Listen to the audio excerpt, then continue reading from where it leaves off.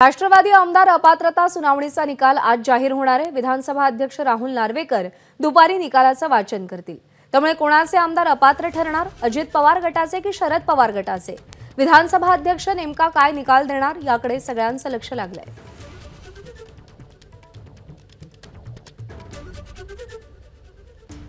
तर राष्ट्रवादी आमदार अपात्रता प्रकरणाचा निकाल हा अजित पवार गटाच्या बाजूने लागेल असा विश्वास मंत्री धर्मराव बाबा अत्राम यांनी व्यक्त केलाय।